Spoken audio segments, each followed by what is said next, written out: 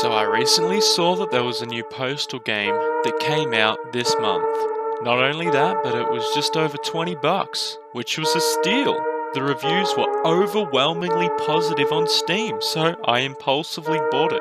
And I'm gonna be open and honest with you all right now. I owned this game well and truly before I played it. I may have even gotten it on day one. I was playing some other recently released titles like Raft and Tiny Tina's Wonderland, and I just pushed Brain Damaged aside, thinking I wouldn't have as much fun with it as I initially thought. But one fateful day, out of boredom, I decided to play Postal Brain Damaged. And my fucking god. Oh my fucking god.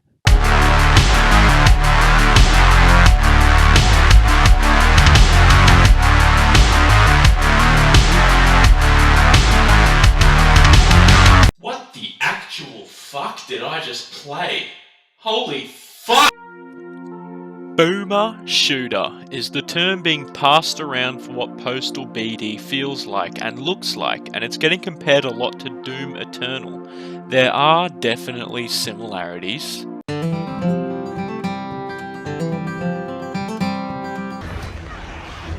Your haircut?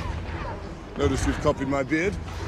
And while that's mostly true, I have to declare publicly, audaciously, and shamelessly, with my trousers dropped to my ankles and with nothing left to hide, this game truly is in a league of its own. And I don't put that lightly. This is mainly because it has the classic feel of, let's say, Half-Life with a more modern visualization and experience to it. Most of all, it well and truly feels like a Postal game that's been turned into a boomer shooter that slaps the living shit out of the expectations I originally had. So without further ado, let's get right the fuck into this. A lot of the time with these throwback boomer shooters, they try too hard to be like Quake or Doom, so when you think of the idea of a Postal themed boomer shooter, your typical reaction could be a little, are you fucking serious? but this game has some serious personality to it, and it really feels like the devs put their heart and soul into this project. The map and level design completely blew me away, especially in the second and final act. Each level doesn't feel too long or too short, and they each have a distinctive and unrepeated layout with their own unique puzzles to navigate. The weapon sandbox not only has an impressive variety, however all of the weapons feel balanced, and they seem to have their own role to play. First you have the standard pistol called the MK420. This has a normal firing shot, but then it also has a lock-on mode which lets you lock on to about 3 targets. You have a shotgun which also has a grappling hook attached to it. You also have a nail biter gun that shoots time bombs as its secondary. You have a rocket launcher that also shoots holy hand grenades as well as its normal rockets that it launches. And honestly, I feel like this one is the most balanced. Its explosion damage is just perfect. You have the BFG 69000, which stands for Brain Fucker Gun 69000. This has a normal laser shot as well as an AoE slow moving brain kind of thing attack. Then you have a minigun that's just a normal minigun, but it also has a lock-on effect, which I honestly think is a bit overkill. If anything were to be a little bit out of balance, it might be this. Then you have the Penetrator, a sniperish kind of crossbow of a gun that shoots dildos at your enemies. And it makes this little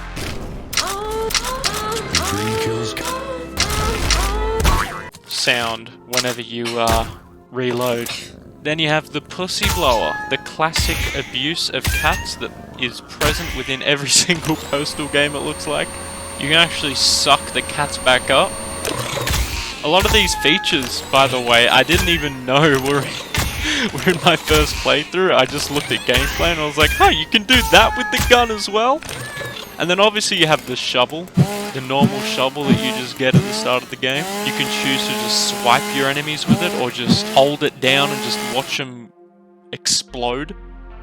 You have your normal piss that can blind enemies and also acts as a puzzle solver Then you have your liquid nitrogen piss that freezes enemies, your hot sauce piss that makes enemies explode in a fiery hot Because I'm raging fiery of hot with anger, anger. your suspicious moonshine that just confuses enemies.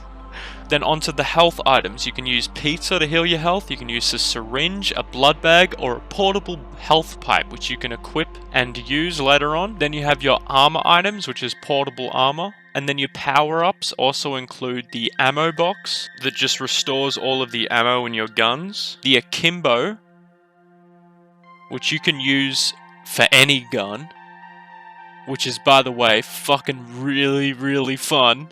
And you have quick pills that slow down time and let you get past enemies. Then steroids that increases the strength of your kicks and your chainsaw. This game urges you to check your surroundings, every nook and cranny. And sometimes think outside the box and do what might seem obscurely obvious. How do I get out of here then? Oh. Really?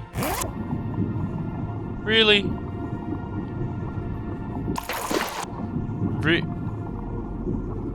Really? One of the main mechanics that gets you around the map, your piss. Your fucking piss. The boss fights do seem like simple bullet sponges at first, but the complex boss arenas definitely make up for this. Though I will admit I do have a video where I found an easy cheese for the big bad Rona boss that I found on my first playthrough. The story has an ending with multiple interpretations, however my mind went to a type of multiverse of madness kind of route. The protagonist could be seen as the antagonist and vice versa. One of the game's kinda hidden mechanic is the slide jump that acts as a very fast booster jump to get around the map. Though I will be honest, it makes you semi-invincible when you're trying to stay out of combat. I mean, look at this clip of me slide jumping around a horde of enemies without getting shot once. It can be a bit overpowered as it doesn't have a cooldown, but it's fucking fun. And I did use this to get past an area I was having trouble with while I didn't have health to combat the hostiles I was up against. Oh, fuck, there's no health to be seen! Oh my god, my balls. My balls, my balls, my balls. My balls are tingling. If only. If only.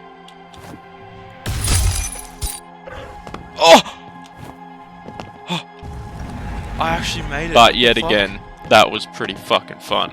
Actually, I only did that for clarification, because I had no fucking health, okay? Although this game is pretty much close to perfect in my eyes, there are definitely cons. The slide jump mechanic can get you around the map fast and avoid a lot of enemies, but this could easily be seen as a cheesy method of speedrunning the game.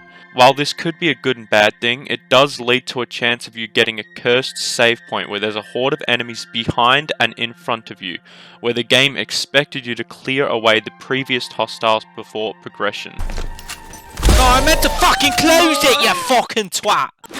I just spat all over my fucking keyboard. Oh my god. Oh! Shit! Oh! Wow. I just want to fucking close this door, you twat. What in the fucking cunt?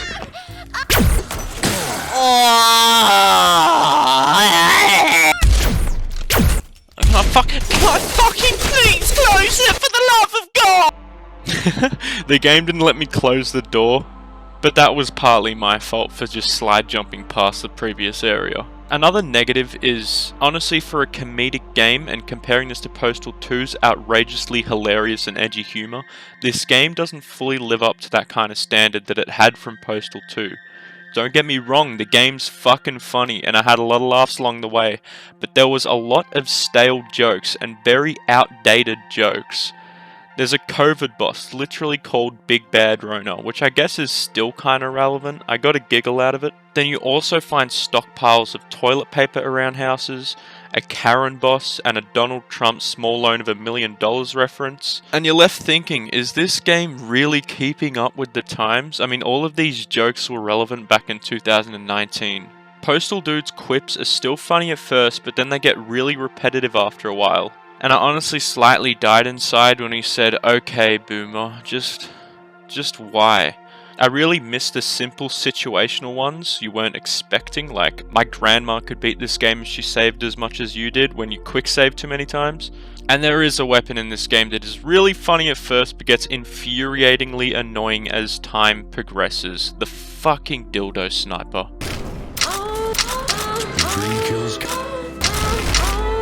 Like, at least change the moans, make them more variable, infrequent.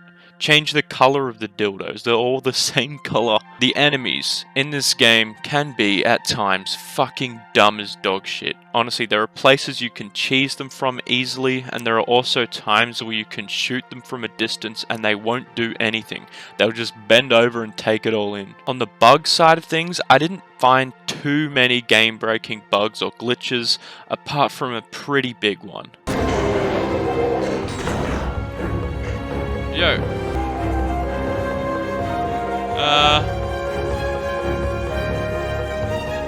Is this supposed to happen?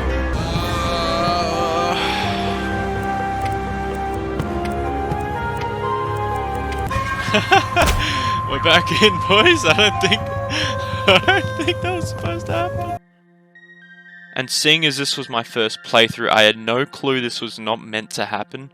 This led me want to sit on top of the boss as he came up, and voila, cheese found. At least I got an extra achievement doing so in the meantime. But it did break my immersion to a certain extent. Honestly though, I don't care what anyone thinks when I say this. With all of the things that were going on in this game, this is probably my favorite Postal game to date. Its weapon sandbox is probably one of the best weapon sandbox I've seen in any game ever. They put a lot of effort into the map design, and they're very complex and they're not linear. The story may have seemed pretty simplistic at first, but as time progressed, you began to question, is this real? Is this really only happening in his mind, or is this happening in the real world? What did the asylum mean? Was Postal Dude in an asylum at one point? Are these just his fantasies, or was he in the asylum for mass murdering a bunch of people? Were there really two versions of him, or was it all inside his mind? It led you to question a lot of these things that you didn't really go in thinking. You didn't think it was this complex at first. Overall, I had a blast playing it, and it's cheap. It is very, very cheap for a new game. It feels like you're stealing from the developers. It's honestly as if an electrician came in and fixed all of your wirings, and then you're like, oh, how much would that cost? And they're just like, oh, just chuck in a slab of beer. That's what this game feels like. It's like, no, let me give you some fucking more.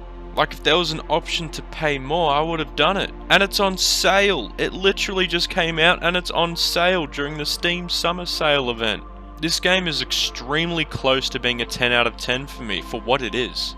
Although a few things that I did mention do hold it back. Before playing this game, I had no clue that I'd rate it this high, but it would be around about a 9.25.